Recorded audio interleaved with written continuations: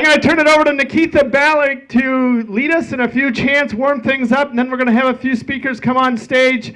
Here we go. NIU's very own from Naperville, Illinois. Rocking it in the house. Okay, so we have some chants tonight. We can practice first before we, go back and forth. So I'm going to start off. When democracy is under attack, what do we do? Stand up, fight back. When democracy is under attack, what do we do? Stand up, fight back. When the Constitution is under attack, what do we do? Stand up, fight back. When our rights are under attack, what do we do? Stand up, fight back. I say people, you say power. People! Power. People! Power. What do we want? Impeachment. What do we want? Impeachment. When do we want it? Now. What do we want? Impeachment. When do we want it? Now. Thank you. Thank you very much. My name's Bob. I am the guy who organized this thing, and I'm very, very pleased to see so many people out on such a crummy night. Thank you all for coming out. I'm sort of a reluctant host here because I'm not an activist. I'm not a paid protester. Somebody knows where I could get that deal, let me know.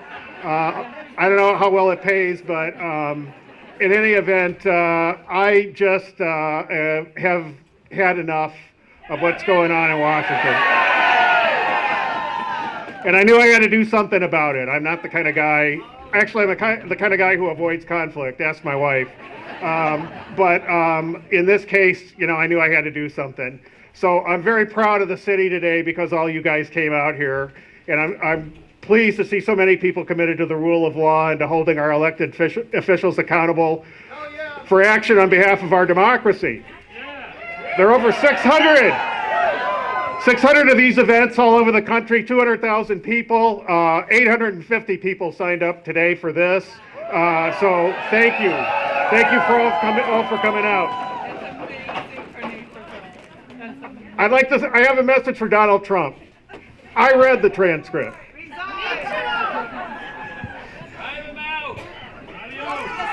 We're here to send an unequivocal message to Washington.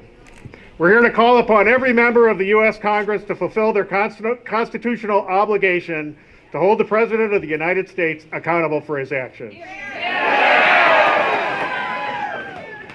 President Trump abused his power by personally soliciting a foreign government to interfere in our elections for his own political gain.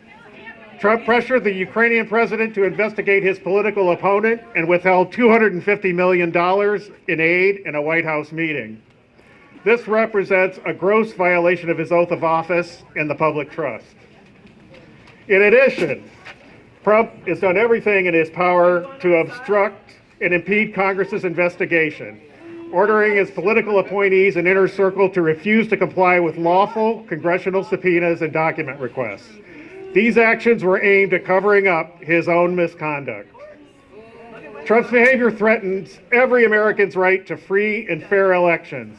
Left unchecked, this behavior threatens the very foundation of our democracy.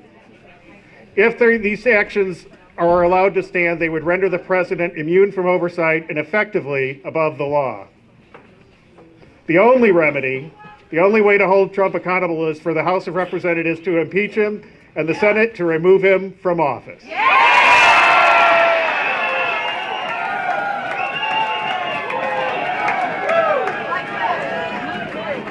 The president is not above the law. It's time for Congress to fulfill its constitutional obligation to hold him accountable for abusing his power and obstructing Congress. If you or I did this, we'd be in jail. This is not a cause for celebration. It's a somber day in our nation's history, and the stakes for our democracy are high. If our representatives won't hold the president accountable, the American people will.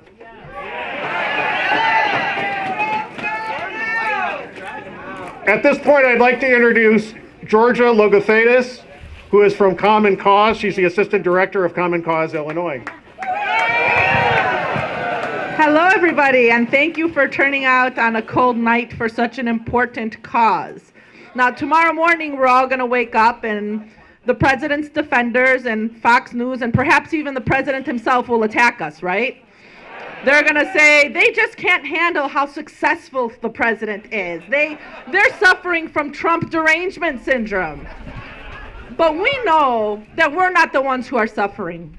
It's our democracy that's suffering. Over the last few years, we have seen an erosion of the democratic institutions that have defined us as a sterling American democracy over these years. We saw a president take office who refused to divest himself from his business empire, and we still haven't seen his tax returns.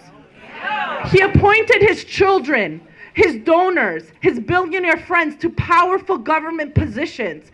Every weekend, he scuts off on the taxpayer dime to his resorts to pad his own pocket with our taxpayer dollars in violation of the Emoluments Clause.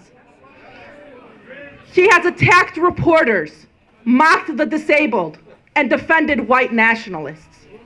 Now, all of this conduct is abhorrent, but not all of it is impeachable, right? It's up to the House to determine what is a high crime and misdemeanor. And in September, just a few weeks actually after he wanted to buy Greenland, we saw the release of this summary of the call. And that was blinking alarm lights that this is a high crime and misdemeanor.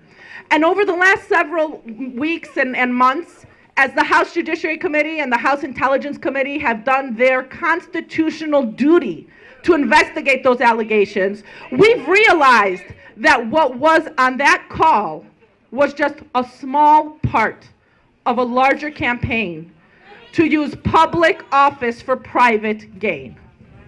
And now we're here today freezing our butts off on the eve of a historic vote. A vote that will define our country. It's going to be a bright line in history between those who endeavor to save democracy and those who are hell-bent on undermining it. Now, guys, I know it's freezing cold, but I'm going to end real quick on quoting Trump's own words. I need you to do me a favor, though. All right? I want everybody to take out their phone right now. I know, take off your gloves if you have to. I want you to set an alarm for tomorrow morning, 8 a.m. What's going to happen tomorrow morning at 8 a.m., guys? Who's going to pick up the phone? Raise your hand. Who's going to pick up the phone? All right, and who are we going to call? We are going to call our members in the House. We are going to shut down the congressional switchboard. The president's going to be up at 3 a.m. tweeting. We're going to be up at 8 a.m. calling and shutting down that switchboard. If your congressman or your congresswoman, if your representative is already in favor of impeachment, don't think you can sit this one out. You call them up and you say, thank you for standing up for democracy. You call them up and say, thank you for doing the right thing. If your representative is on the fence, you call them up and you say, do the right thing. And if your representative is already against impeachment, you call them up and you say, do better, okay? You call them up and you demand it. Now, who read today's letter released by the president, 6 pages, single-space diatribe to Nancy Pelosi, right? He didn't write it. You're right, he didn't write it. He probably dictated it. Here's what I want us all to remember. There's going to be a lot of sound and fury over the next few weeks. There's going to be a lot more letters like that. And at the end of the day, those are going to be literal footnotes in history books. It's up to us to write the next chapter of American history. It's up to all of us. So tomorrow morning, answer that alarm, make that call, take action. Thank you so much.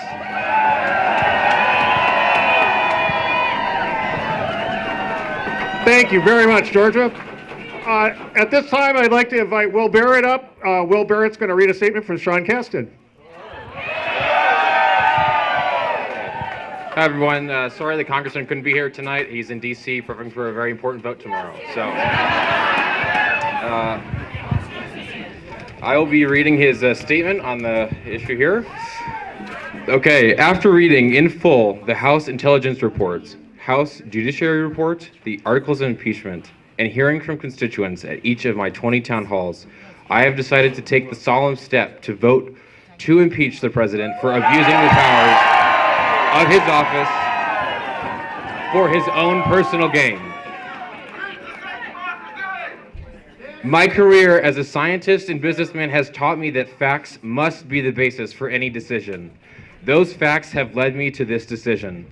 The facts are clear. President Trump withheld military aid to an ally, pressuring a foreign government to interfere in our elections, and then systematically obstructed Congress's ability to learn the truth of his actions. Impeaching the president was not a step I foresaw when I began my service as a representative. But that service started as an oath to protect and defend our constitutions against all enemies, foreign and domestic. The Constitution explicitly includes impeachment as a final check against those who would wield executive power in the services of treason, bribery, or other high crimes and misdemeanors. When such excesses occur, it is not a choice to impeach, it is an obligation that flows from our oath of office. Donald Trump's failure to obey his oath is precisely what compels us to obey ours. No matter the outcome of this process, I will continue to fight to ensure a better future for you and future generations to come, including combating the climate crisis, providing accessible healthcare to all, and ensuring a growing economy that benefits all Americans. Our founders gave us a constitution and a country that have made us the envy of the world. Abraham Lincoln preserved that union. The wisdom and bravery of those who have come before us is a debt that can only be repaid to the extent that we rise up to defend the Constitution that they fought so hard to create. That is the oath we take as elected officials. May it be our collective oath as we move forward. Thank you.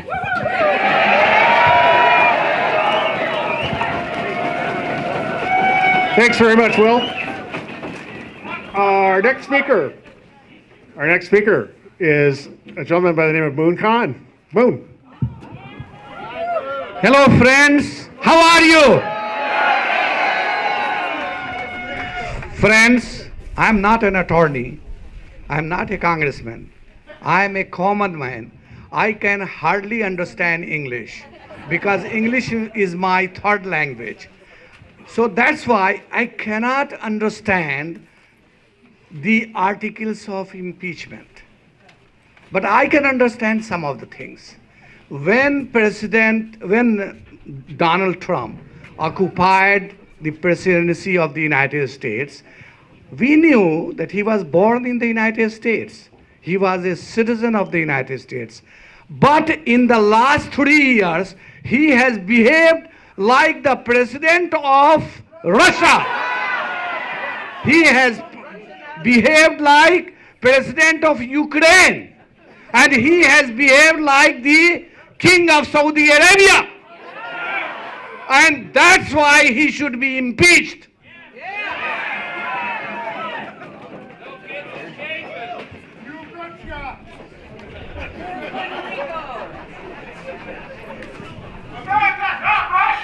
Thank you. He was elected to govern this country by the rule, by the Constitution, not by the Trump rule. And not govern this country by tweeting. And that's why he should be impeached. In the past 3 years, he has not created anything except chaos and hatred. He has created a civil war situation. He has been working on creating walls, not only on the borders, but he has been creating walls between us and Black America. He has been creating walls between us and among Latino Americans. He has been creating walls between us and Asian Americans. He has been creating walls between us and the Muslim Americans. On the contrary, let me tell you, the only wall we need between us, among all of us and him. And we have to put him behind that wall. And that's why we need to impeach him. And last one was important, that what he has been doing, he has been creating very different America. He has been creating, dividing all of us. In order to save this country, this beautiful country, we need to impeach him. Thank you very much. Impeach! Impeach! Impeach! Impeach! Thank you. Thank you, Moon. Thank you very much, Moon. I'd like to read a statement from Bill Foster. Today, Congressman Bill Foster issued the following statement in support of the U.S. House of Representatives opening an impeachment inquiry on President Donald Trump. I take no pleasure in announcing my support for the House to begin an impeachment inquiry into the President of the United States. I have wrestled with this decision over the past several months as I've listened to my constituents and reviewed the evidence presented by Special Counsel Robert Mueller, including his direct testimony to Congress. On the Financial Services Committee, on which I serve, I have seen President Trump attempt to block legitimate congressional investigations into his role of foreign money in transactions by the Trump Organization, Deutsche Bank, and others.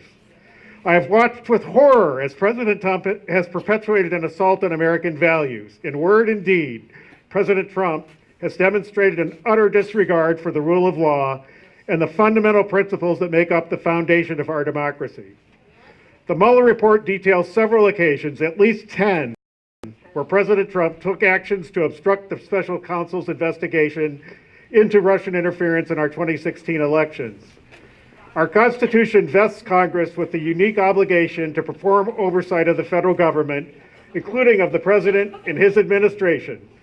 Under our system of checks and balances, no person, not even the President, should be above the law or immune from facing the consequences of their actions.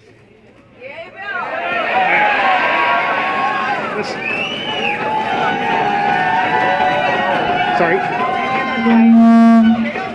Okay. At this time, I'd like to invite Diane McGuire to come up.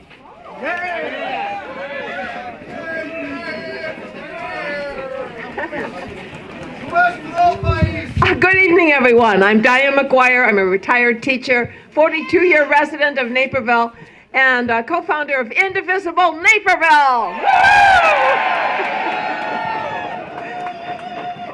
Now, I'm going to put a little ad in for one more event tonight, then I'm going to make my statement. Tonight, the Naperville City Council will be considering for the first time new language reflecting a commitment to diversity in this community. They need you there, too. So if you've got another hour to spare when this is over, let's all march to City Council and take up those seats. It'll be warmer, I promise. Karen Peck is one of my personal heroes, and she's standing here to the right. She leads Stand on Every Corner, and she did it. How many days, Karen? Over 200. Yeah, over 200 nights she has stood at the Dandelion Fountain for 1 hour every night, and anyone who came stood with her proudly. She's here tonight. She's going to be speaking. She's given me a speech tonight. I'm going to read a part of it. Words from Representative Hank Johnson talking to his Republican colleagues in the House Judiciary Committee hearings. And you know, some of those remarks that were made by the various legislators were so powerful. And this is what he has said. We know our democratic process is fragile. I think we know it more now than we've ever known it. We're here because Trump tried to sabotage that democratic process. Trump's high crimes threaten our democracy itself. Representative Hank Johnson goes on to say, I'm a black man representing Georgia, born when Jim Crow was alive and well. To me, the idea that elections can be undermined is not theoretical. I have constituents who remember what it's like to live in a democracy in name only. And they can tell you what it's like when powerful men undermine free and fair elections. They know our democratic process is fragile. We're here because Trump tried to sabotage that democratic process. He didn't want to let the voters decide. Oh no, let me skew that. He decided to cheat in the upcoming election, and he got caught. There is no such thing as an attempted cheating. If a child copies off a test and a teacher catches them in the act, it's not okay just because that child didn't get away with it. The intention was there. The cheater got caught. Trump got caught. So I want to conclude my remarks by saying it's more important than ever that we come together, and I'm so proud that we all turned up tonight. And if you can spare another hour at City Council, that would be remarkable and wonderful. And now I'm going to hand this over to Karen or to Nancy. Karen Peck is up next. Give Karen a round of applause.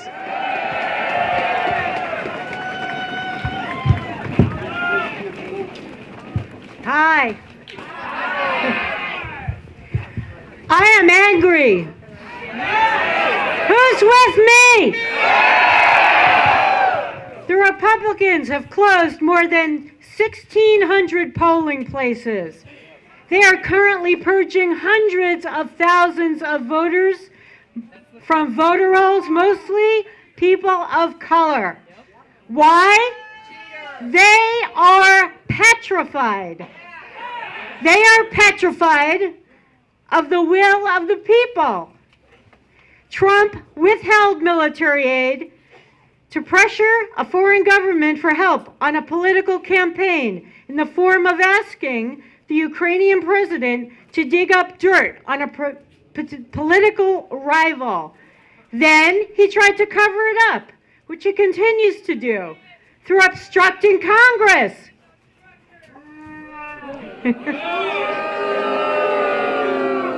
This is a clear abuse of power.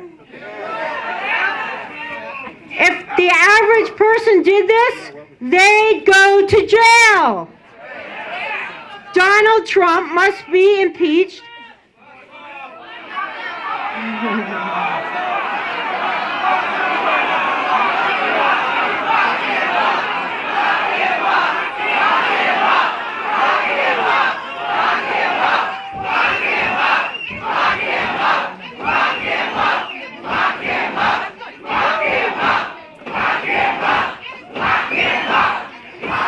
Donald Trump must be impeached and held accountable because no one is above the law. Who is above the law? No one. Who is above the law? No one. Nobody is above the law. I have a short reading. This is what Hakeem Jeffrey said on the floor of the House Judiciary hearings. We do not take this step to divide. Some more cynical argue that the impeachment of this president will divide an already fractured nation. But there is a difference between division and clarification. Slavery once divided the nation, but emancipators rose up to clarify that all men are created equally. Suffrage once divided the nation, but women rose up to clarify that all voices be heard in our democracy. Jim Crow once divided the nation, but civil rights champions rose up to clarify that all are entitled to equal protection under the law. We do not take this step to divide, and at this moment, this nation can rise up to clarify that under the Constitution in America, no one is above the law. When I say impeach, you say remove. Impeach! Remove! Impeach! Remove! Impeach! Remove! Thank you all for coming. Call your representatives.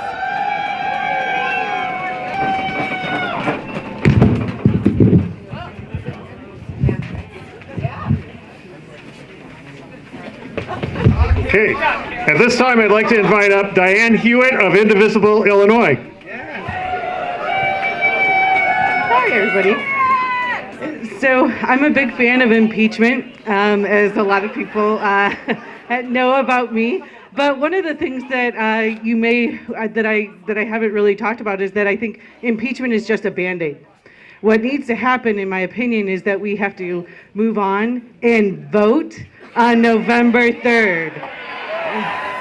because the party has moved so beyond a party of essentially colluders. They're fine with not looking at the truth. They're fine with distorting everything, every part of reality, whether it's their news media, whether it's McConnell and deciding not to address any of his job, which is to look at the facts. But the point being is that we have to move beyond that. And the only way we get beyond that is to vote them out, whether it's to get a full Senate, a full presidency, and a full Congress. So it comes back to voting them out. And so whether it's supporting whoever is going to win in the primary on our side, do that. Wherever you can. One of the things that we must do is both remove the people that have decided not to obey the law, but we also need to improve our situation and get new people elected to the presidency. So we have a debate in 2 days, and our field is winnowing. So, whether it's Elizabeth Warren, and I happen to be a candidate for Elizabeth Warren, or whomever, we need to get behind them. And so there's a few people out and about getting signatures for delegate, including myself. So if you live in the 11th Congressional or the 14th, please get some signatures, because that way we get them on the ballot and we have them that go to Milwaukee to go vote. Thank you, and vote on November 3rd.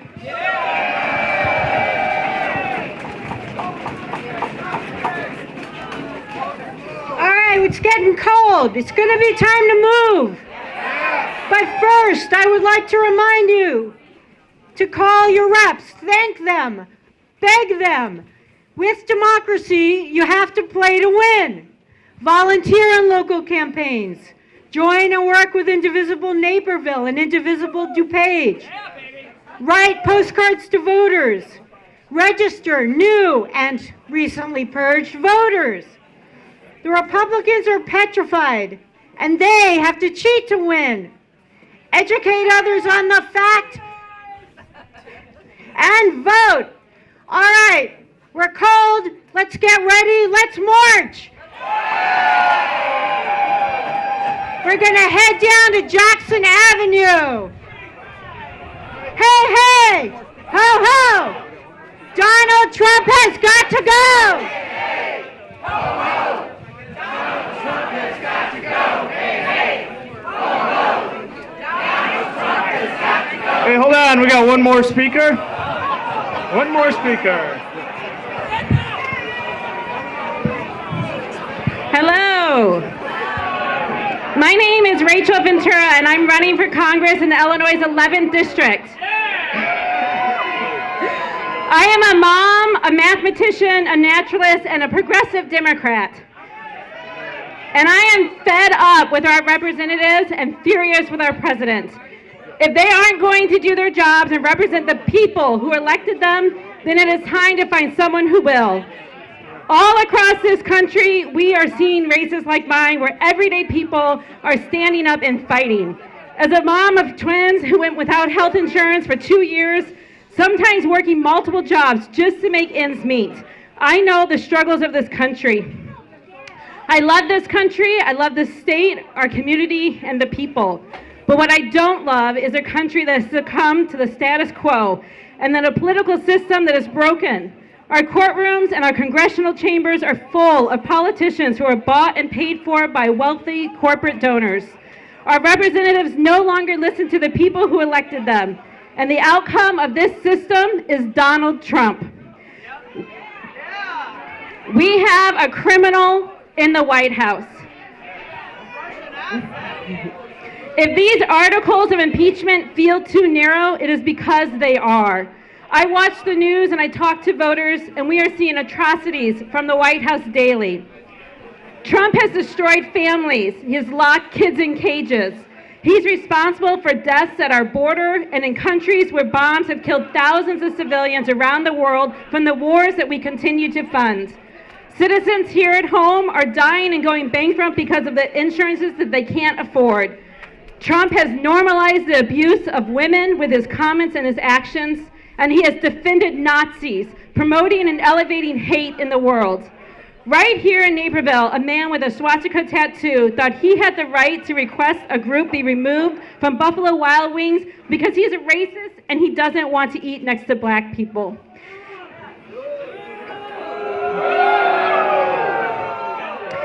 And our world is being destroyed before our very eyes under a despicable anti-environmental administration. Hell, Trump believes that throwing paper towels at hurricane victims is better than disaster relief funding.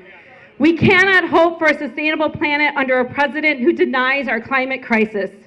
This day has been coming for too long. No, this day is past due. It was due the day Donald Trump first violated the Emoluments Clause.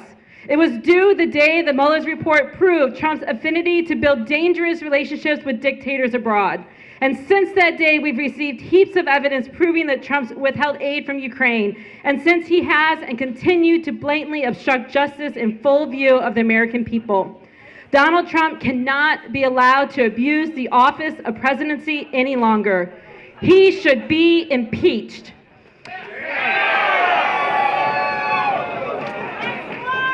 He needs to be removed from office, and we need to do it now. We need our congressmen and women to vote in favor of impeachment tomorrow because the time for consideration has long passed. Now is the time for action. Our senators need to set aside their partisan positions. Even Republicans under Nixon could recognize a crook when they saw one. Where's our Howard Baker? We will hold our leaders accountable. We set an example for what is acceptable. Donald Trump's behavior is not acceptable. It never was, and it never will be. If we were ever going to repair our relationships with our allies or bridge our own country's divides, we need to send a message to our friends and future generations that we will not tolerate the Trumps of the world. How many people are tired of fighting against all the evil? And how many of you are willing to fight for a world that we all want to live in? A world where we get along. Imagine leaders who inspire and transform. Imagine better jobs, a stronger economy, more time in family, and better pay. Imagine access to health care. Imagine a world where you can marry the person you love. Imagine a country where people treat each other with respect and dignity. Imagine coming together, people of all color, age, sex, religion, social class, and creating a government that works for everyone. This is the future that we are building. My name is Rachel Ventura, and as your future Congresswoman, I'm asking you to join me in this effort. I believe that a different world is possible when we fight to protect that which we love. Thank you. What do we want? When do we want it? Let's march.